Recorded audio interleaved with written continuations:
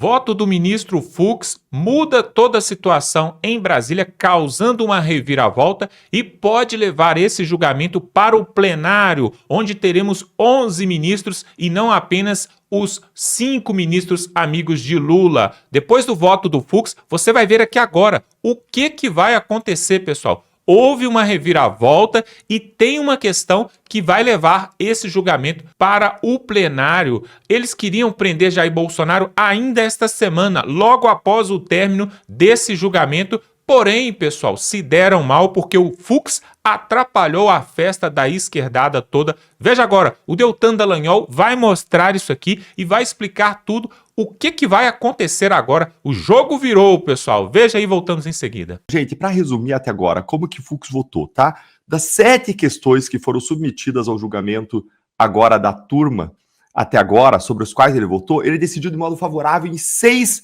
das 7 questões. Quais foram elas? Teve 5 preliminares, vamos lembrar. Ele decidiu de modo favorável aos réus, em relação à incompetência do STF, em relação à incompetência das turmas. Ele decidiu de modo favorável em relação a cerceamento de defesa. Falou do document dumping. Ele votou ainda de forma favorável na questão da suspensão do crime de Alexandre Ramagem. Aí ele absolveu todos os réus do crime de organização criminosa e absolveu ainda os réus dos crimes de dano.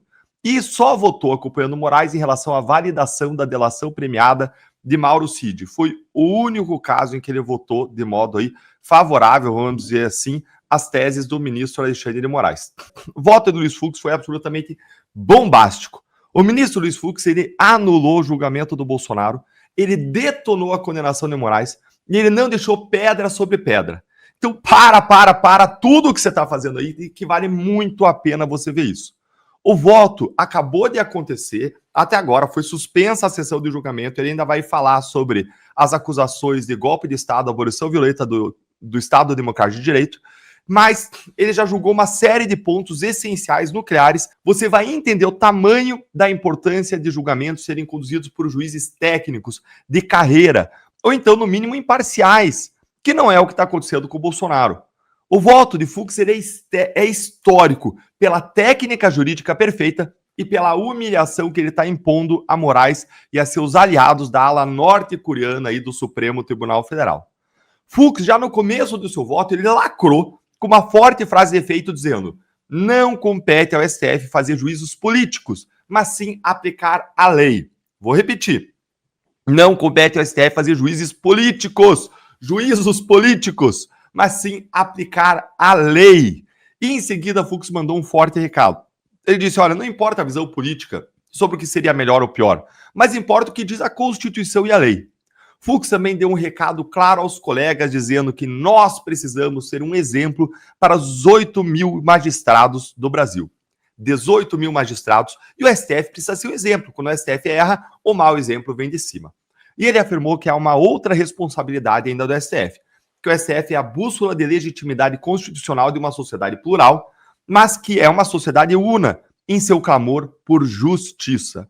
Por isso, decisões devem respeitar a diversidade e reafirmar o império da lei. Foi o que disse Luiz Fux. Veio do começo também uma frase de efeito de Fux, citando um jurista. Ele disse que os fatos para serem algum crime, para eles configurarem algum crime, eles devem se encaixar na letra da lei penal, como uma luva se encaixa na mão. Uma outra frase do Fux que veio durante o julgamento, que foi uma frase de efeito bem interessante, que vale destacar aqui nessa introdução, é: o direito não é um museu de princípios, é um instrumento da vida e da esperança. E o voto de Fux nos trouxe, de fato, esperança. Mas no começo do seu voto, ele já indicava a gente que viriam aí fortes emoções, e eu vou dividir a análise do voto histórico e emocionante do Luiz Fux em preliminares e mérito. Vamos começar examinando as preliminares. Começar por elas, que são as questões que podem anular um julgamento. E eu já adianto aqui que Fux anulou o julgamento 3 vezes, e vamos direto para essas bombas. Primeiro, Fux anulou o julgamento dizendo que o STF não é competente para julgar Bolsonaro, e sim a justiça da primeira instância. Fux disse que a competência criminal do Supremo é excepcionalíssima e que só deve ocorrer nos casos previstos na Constituição. Houve aí, nesse momento, uma verdadeira torta de climão lá no STF, lá no Supremo. porque o Fux leu a Constituição para mostrar que o STF não tem competência para julgar Bolsonaro. Citando aí um famoso jurista chamado Calamandrei, Fux disse que a competência estrita da Constituição é um dos pilares do Estado Democrático de Direito. Só há jurisdição quando há competência. Fux disse que, se não se respeitar aí a questão da competência, o que acontece é que se instala um tribunal de exceção. Julgar pessoas sem foro privilegiado e com mudança do entendimento é o que a Constituição evitou para que o STF não fosse um tribunal de exceção. E nisso, Fux acusou o STF de mudar a competência para julgar o Bolsonaro após o começo do julgamento. E disse que isso infringe a garantia do juiz natural. Gente, foram, assim, momentos muito fortes do julgamento, palavras muito fortes. É um maior ataque, é a maior erosão à autoridade de Alexandre de Moraes na história do julgamento até hoje, na história de todos os abusos praticados até esse momento. Nós estamos diante do maior furo, da maior erosão da falsa autoridade de Alexandre de Moraes e das suas decisões. Fux detonou ainda, dizendo que o STF viola o juízo natural e a segurança jurídica ao mudar o entendimento sobre o foro depois da ação do Bolsonaro ter começado só para manter o processo no STF. E aí, ele concluiu pela incompetência absoluta do STF para julgar Bolsonaro. Que tapa na cara do Moraes, gente. Que tapa na cara do Moraes. Esse foi o momento aí, caracas, do julgamento. Eu falei, caracas, aquele momento que caiu o queixo. Fux anulou todo o processo e a condenação por incompetência absoluta. E é diferente daquela anulação que aconteceu na Lava Jato, quando o Fachin liderou o julgamento, decidindo que não deveria ser Curitiba, deveria ser Brasília. Porque tem dois tipos de competência. Uma é relativa, outra absoluta. Quando é a cidade que julga, é relativa. Isso não anula o caso como um todo. Agora, quando você julga na justiça errada, no foro errado, aí é um caso de incompetência absoluta. Isso anula o julgamento e não tem como salvar nenhuma das decisões proferidas. Luiz Fux ainda declarou a nulidade de todos os atos decisórios, justamente por isso que foram praticados com incompetência absoluta do STF. Ou seja, Fux foi para a guerra com Moraes. Ele disse que tudo é nulo e ainda disse que o processo tinha que ser julgado no plenário. Fux, então, impôs um constrangimento histórico a Moraes e a seus aliados no Supremo, ao mostrar como são desprovidas de fundamento as decisões do Moraes. E aí vamos para a segunda preliminar, dentro desse arcabouço aí da primeira parte em que a gente está tratando das preliminares. Em segundo lugar, Fux avançou para a segunda questão e disse, em um segundo bombardeio, que a mudança do plenário para a turma silencia vozes de ministros que poderiam se manifestar de forma diferente de Moraes. E aqui Fux tem em mente, certamente, aí o André Mendonça e o Nunes Marques, que foram estrategicamente excluídos do julgamento por meio da manobra do Moraes de tirar o caso do plenário e jogar na turma. Quando é o plenário que está julgando as pessoas do 8 de janeiro. E ele tirou e jogou para a turma. Fux jogou na cara dos ministros que o STF julgou moradores de rua pelo 8 de janeiro no plenário, enquanto Bolsonaro, ex-presidente, ficou na turma. Aí, então, o ministro acolheu a preliminar de incompetência absoluta também da primeira turma, ou seja, não é só o STF que é incompetente. Se fosse o competente o STF, a primeira turma dentro do STF também é incompetente. E aí ele declarou mais uma vez a nulidade de todos os atos do STF contra Bolsonaro. Tudo, segundo Fux, tudo caía mais uma vez. E aí agora vamos para a terceira questão, a terceira preliminar. Fux avançou para tratar do cerceamento de defesa, e aí veio mais porrada em Alexandre de Moraes. Fux deu aí um dos melhores votos, gente, que já foram proferidos na história do Supremo Tribunal Federal. É realmente histórico, é de lavar a alma de quem buscava justiça nesse caso. E ele citou a Convenção Interamericana de Direitos Humanos para relembrar dos direitos de defesas que todos os réus têm em um processo criminal, e disse que as defesas têm o direito a um tempo para preparar suas defesas de forma adequada, com acesso amplo às provas. E aí o ministro mostrou como que as defesas não tiveram tempo hábil para analisar todas as provas do processo desde o oferecimento da denúncia, porque o processo foi muito rápido. Fux disse o seguinte, disse, olha, eu estou no STF há 14 anos e eu julguei o mensalão e demorou 2 anos só para receber a denúncia. Que porrada. Fux mostrou aí como que o processo contra o Bolsonaro é complexo e nem um pouco simples. São muitos documentos. Como que o processo pode terminar tão rápido? Ele disse que ele foi pesquisar o que são 70 terabytes, porque tem 70 terabytes em provas lá. São bilhões de páginas. E as defesas só receberam esse material depois de 1 mês que a denúncia foi recebida. Mais porrada. Fux reconheceu aí a nulidade do julgamento do Bolsonaro por document dumping, ou seja, porque a defesa foi soterrada com provas e informações, mais de 70 terabytes de informações, sem tempo para as defesas examinarem o material. E se você está entendendo essa análise, está gostando de entender o voto do Fux, deixa o seu like, compartilha para mais gente entender a injustiça e ver a sua voz, o seu clamor por justiça representado na voz de um ministro técnico, que é Luiz Fux. E aí o Fux, ele citou o caso Brady Rule, que foi uma decisão da Suprema Corte Americana que diz que a acusação ela deve entregar provas que comprovam a inocência dos réus. E o Fux deixou claro que até hoje as defesas não tiveram condições para analisar todo o material e, com base nisso, Fux declarou a nulidade total do processo contra Bolsonaro pela terceira vez por cerceamento de defesa e do contraditório. Gente, já são 3 nulidades fulminantes. Vamos lembrar que a validade do julgamento é o pilar central que sustenta o julgamento, e ele simplesmente disse 3 vezes que o pilar central não existe, que ele tem que ser derrubado. Vamos para o quarto ponto que Fux abordou. Aí ele avançou para abordar a quarta preliminar. Ele passou para a análise da delação premiada do Mauro Cid. Fux manteve válida a delação do Cid. Disse que seria desproporcional a anulação porque Cid se autoincriminou, Cid trouxe informações e ele apoiou os benefícios propostos pela PGR. Contudo, ele não entrou no mérito da falta de voluntariedade e daqueles áudios sombrios de Mauro Cid. Vamos agora para o quinto ponto das preliminares. Fux passou aí a examinar a extensão da suspensão da ação penal em relação a Ramagem. Ramagem porque ele se tornou deputado e a Câmara tem a prerrogativa de suspender. E aí, ele analisou e disse que como o crime de organização criminosa é permanente, ocorreu esse crime também durante o mandato e deve ser suspenso em relação à Ramagem a análise desse suposto crime de organização criminosa, que em seguida o Fux já vai desmontar, tá? Mas ele disse, olha, se tem aí algum crime de organização em relação à Ramagem, isso tem que ser suspenso. E ele votou para suspender a ação quanto a isso, além dos crimes aí de dano e deterioração do patrimônio tombado, que ele disse também teriam que ser suspensos, aliás, já tinham sido suspensos pelo próprio Moraes em relação à Ramagem. Então aí encerraram as preliminares. Como foram as preliminares? 5 preliminares, em 3 delas o Fux derrubou completamente, não dá para fazer assim, né? Em 3 delas, vamos fazer assim, em 3 delas o Fux derrubou completamente o processo, em uma outra votou de modo favorável aos réus, também não dá de outro jeito, né? E na última, o Fux, ele concordou com Moraes aí na linha de que a delação seria válida, a delação do Mauro Cid. É um ponto que a gente discorda do Fux, mas o voto aí do Fux foi arrasador para quem quer sustentar a narrativa do STF de que tudo foi legal e legítimo. Aqui se encerraram as preliminares do Fux e ele entrou na segunda grande parte do voto dele, que é o mérito. O mérito em relação ao qual ele votou 2 crimes e falta aí, na verdade ele votou 3 crimes e falta aí votar 2 outros crimes. Vamos lembrar, tem 5 crimes de que as pessoas foram acusadas. Crime de organização criminosa, crime de dano qualificado, de deterioração de patrimônio tombado, golpe de Estado e abolição violenta do Estado Democrático de Direito. Certo?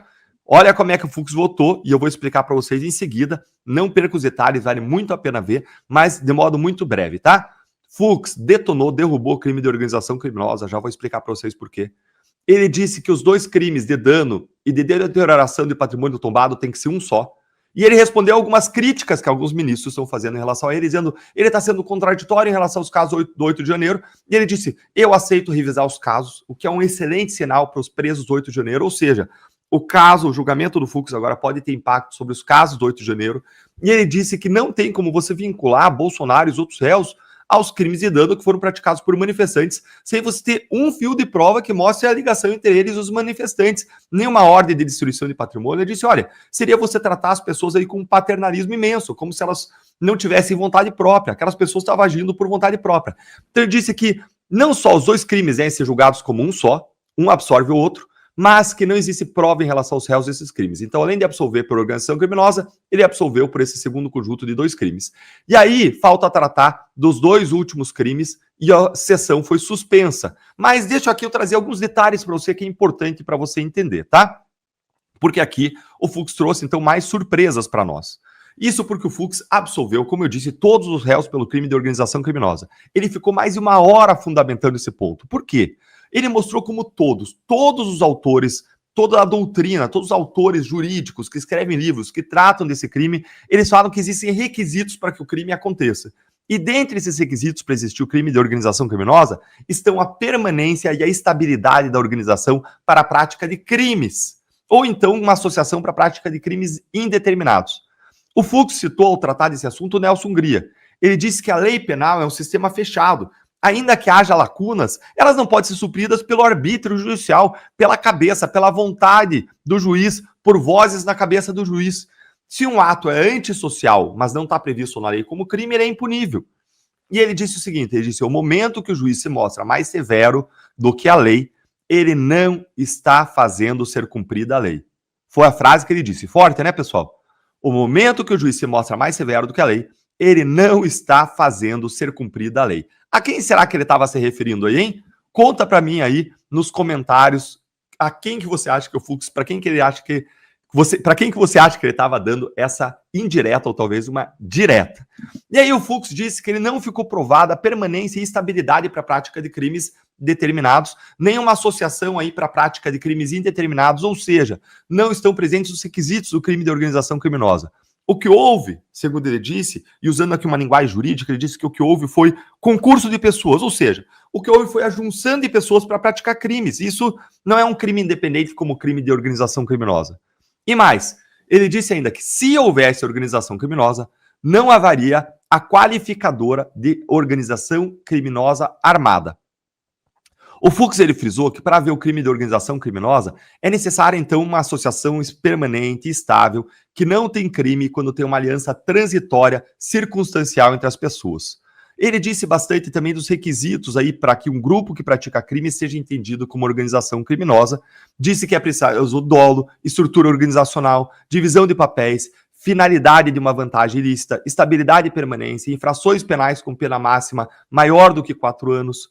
Ele examinou todos os requisitos legais e aí ele passou a falar também da questão da arma de fogo. Para uma organização criminosa ser qualificada por arma de fogo, não basta portar arma de fogo, não basta ter um registro de arma de fogo. É preciso que a arma de fogo ela seja usada para as finalidades da organização. E aí o Fux absolveu os réus todos pelo crime de organização criminosa, dizendo que os requisitos não estão presentes e que nem sombra de uma organização criminosa armada, nem sombra disso. Ele disse que houve a imputação na denúncia dos réus de crimes determinados e não uma associação permanente e estável para diversos crimes. Então ele derrubou aí, não deixou pedra sobre pedra em relação ao crime de organização criminosa. Com ampla fundamentação, ele conclui que não aconteceu isso, muito menos com o emprego de arma de fogo. Disse que não há nenhuma comprovação nos autos, nem qualquer vinculação com réus em relação ao uso de arma de fogo. Isso foi uma grande porrada, gente. Porque basicamente ele está dizendo, olha, o que a acusação disse que os réus fizeram, de que usaram arma de fogo, e o que o Moraes está condenando, não tem um fio de prova. Um fio de prova. E não tem mesmo. Que porrada. O voto do Fux, gente, até agora foi porrada atrás de porrada na narrativa da PGR e de Moraes, com exceção ali daquele ponto específico do acordo do Mauro Cid que Fux validou. Então vejam, Fux até agora aí foi absolutamente devastador. E aí teve uma breve suspensão ali de 10 minutos, provavelmente para os ministros irem ao banheiro, e ele voltou analisando os crimes de dano e de dano ao patrimônio público e de deterioração de patrimônio tombado. Fux fez ali uma série também de digressões teóricas, uma série de análises, e aí ele se encaminhou para absolver os réus pelo crime de dano, dizendo o seguinte, que dizer que os réus praticaram o crime a mando de terceiros é paternalista, é você achar que eles não têm vontade própria, que eles não têm controle sobre o destino e sobre o que eles fazem. É uma percepção que não se sustenta dentro do conceito e da visão que todos temos de um homem médio. Para ele é evidente que as pessoas estavam ali, elas mesmas decidiram praticar os crimes de dano. E não tem um fiapo probatório, um liame que ligue esse crime de dano, a ocorrência do crime de dano, a Bolsonaro e aos outros réus. Ninguém mandou, ninguém pediu nada. Ele diz que é errado supor que as pessoas não foram responsáveis e decisoras das suas próprias ações ao praticar o dano. Gente, isso aqui é óbvio. Ele disse ainda que a responsabilidade por omissão. Ah, Bolsonaro não fez nada. Bolsonaro deixou que eles fizessem. Ele disse, olha, a responsabilidade por omissão, quando você se omite, só acontece quando a lei prevê expressamente que a pessoa é responsável. Ou então, quando o agente tem uma responsabilidade, um dever por lei ou por contrato de agir para evitar aquele resultado. E Bolsonaro não tinha esse dever por lei ou por contrato. Ele disse, não há prova de que os réus tinham o dever de agir para evitar os danos causados pela multidão em janeiro de 2023. E aí, gente, tudo aí já se encaminhava para uma absolvição, mas ele foi além. Ele disse, olha, Embora a acusação e Moraes tenham enquadrado com a prática de 2 crimes, crime de deterioração de patrimônio tombado e crime de dano qualificado, você tem que analisar esses 2 crimes e só um prevalece. Ele aplicou ali o que chama de um princípio jurídico que é da especialidade. A lei especial prevalece em relação à lei geral. E a lei especial que trata da deterioração do patrimônio tombado prevalece em relação ao crime geral do dano qualificado do Código Penal, dizendo, olha, não dá para você condenar por 2 crimes de dano.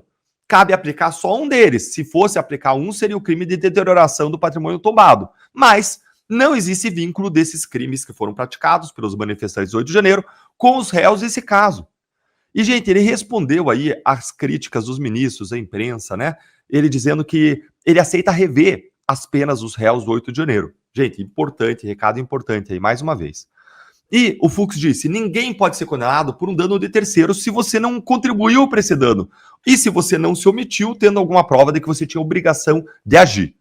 Ele ainda disse que, ainda que Bolsonaro tivesse liderança, destaque, que os outros réus tivessem isso, não tem nenhuma indicação segura de que eles sejam responsáveis pelos danos, pela destruição dos bens. E acabou aí, então, no final do seu voto, absolvendo todos os réus do crime de dano.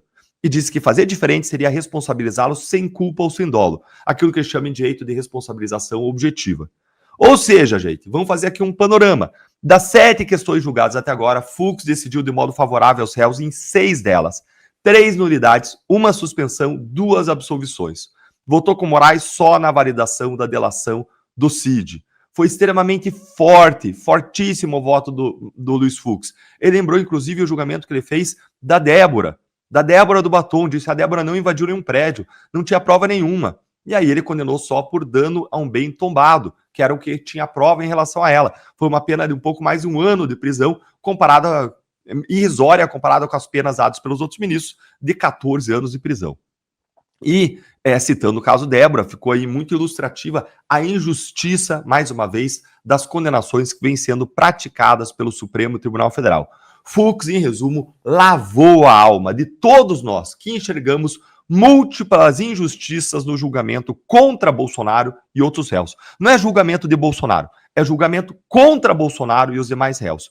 Pois é, e agora o que acontece? Esse julgamento que está acontecendo ali com a primeira turma do Supremo Tribunal Federal, ele pode sim ser anulado e esse caso ir para o plenário, onde tem os 11 ministros. E por que isso pode acontecer?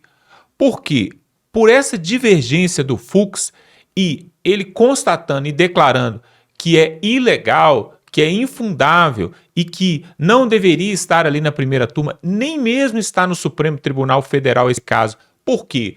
Tanto o Bolsonaro quanto os outros não são funcionários públicos do governo, não exercem um cargo público, ou seja, eles não têm foro privilegiado, então não deveriam estar no Supremo Tribunal e muito menos ali na primeira turma. Por causa desses embargos infligentes, esse caso pode, de forma extraordinária, ir para o plenário. E aí, pessoal, saiu das mãos do Moraes, né? Saiu do controle deles. Agora, ainda temos o voto da Carmen Lúcia e ainda o voto do Zanin. Ou seja, vai ficar 4-1 no frigir dos ovos. Porém, por causa desse voto contrário e das questões que o Fux colocou, que são graves, não são questões simplesmente de opinião, a defesa pode entrar com até mesmo essa questão do embargos infligentes. E isso pode levar o caso para o plenário para ter uma outra apreciação. Aí, meus amigos, aí as coisas vão empurrando para frente, porque aí vai demorar mais tempo ainda. Se um voto do Fux demorou quase 11 horas, vocês imaginam um voto de mais 11 ministros. Aí esse caso, esse processo vai ficar mais para frente. O interessante, pessoal, nós vamos saber isso no futuro. Por que o Fux, somente ele, ali da primeira turma, está votando contrário? Será que é porque ele está com medo ali de receber sanções dos Estados Unidos, lei Magnitsky, ter o seu visto para os Estados Unidos revogado? Por que será? No futuro nós saberemos. Porque é meio estranho. Porque no passado, pessoal, o Fux votou contrário a Jair Bolsonaro, contrário à direita, votou a favor do Lula, votou em outras ocasiões, em outros episódios. E agora ele dá essa reviravolta aí e falou coisas. Teve uma coisa que ele falou durante o seu voto que eu achei muito interessante, eu acho que deveria ser pontuado aqui. Que Olha só a salada que eles estão fazendo, pessoal. E é por isso que existe essa divergência.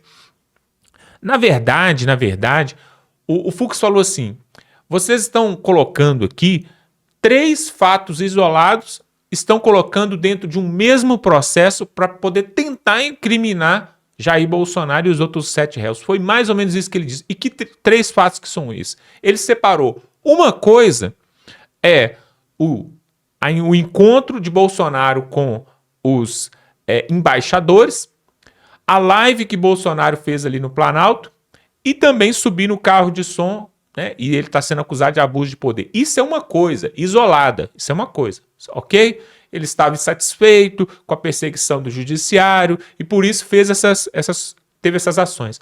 Outra coisa, segundo o Fux, seria, então, a questão do 8 de janeiro. Isso é uma outra coisa. São pessoas ali que tiveram as suas motivações, estavam insatisfeitas com o resultado das urnas, queriam protestar contra o governo. São pessoas que tiveram algumas até motivação própria, estavam na frente dos quartéis, e aí vendo que as Forças Armadas não estavam agindo, uma pequena turma ali resolveu quebrar tudo, e aí a multidão foi junto. Isso é uma coisa, ele deixou isso bem claro. E a terceira coisa, que é um fato isolado a esses outros 2, é justamente a questão do plano do golpe, o tal do plano do golpe, que iria pegar o Alexandre de Moraes e o Lula, iria enforcá-los em praça pública. Então, a trama golpista, né, o punhal verde e amarelo. Então, ele colocou com bastante clareza ali durante o julgamento que são 3 fatos isolados. O comportamento de Jair Bolsonaro em reunir com os embaixadores, subir no carro de som, fazer aquela live e falando com respeito às urnas eletrônicas, discutindo as urnas eletrônicas. Isso é uma coisa, isolado. O 8 de janeiro é outra coisa também completamente diz respeito ao povão, à população que estava insatisfeita com a situação. E os generais trocarem mensagens, o general Heleno, por exemplo, ter as suas anotações ali em seu caderno, falando de uma possível reação contra o sistema, são coisas diversas, são coisas separadas. E aí ele falou uma frase que não precisa ser jurista, não precisa ter feito anos e anos de direito, não precisa saber nada da Constituição, qualquer brasileiro sabe. Ele falou a seguinte frase: uma coisa é uma coisa, outra coisa é outra coisa. Ou seja, o cidadão estuda vários anos, vai para o Supremo Tribunal Federal para poder conseguir falar essa frase. E essa frase eu acho que resume tudo, pessoal. Realmente houve quebradeira, houve baderna ali. Isso é uma coisa, pessoal. Isso é uma coisa separada. Essas pessoas que quebraram o patrimônio público devem ser punidas. Não precisa ser 14 anos. Já cumpriram, aliás, né? Já estão ali há 2, 3 anos presos, já cumpriram. Outra coisa muito diferente são os generais, assessores, Ramagem, o Mauro Cid, General Heleno, Walter Braga Neto, que tiveram conversas de insatisfação com o sistema e que queriam tomar uma iniciativa. Isso é outra coisa. E outra coisa muito diferente é o Jair Bolsonaro, que criticou o sistema, criticou as urnas, criticou as eleições. Isso são 3 coisas completamente diferentes.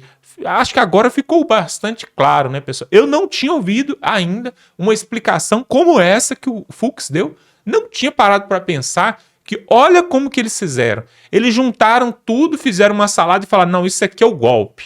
O golpe são essas 3 coisas juntos. Pronto.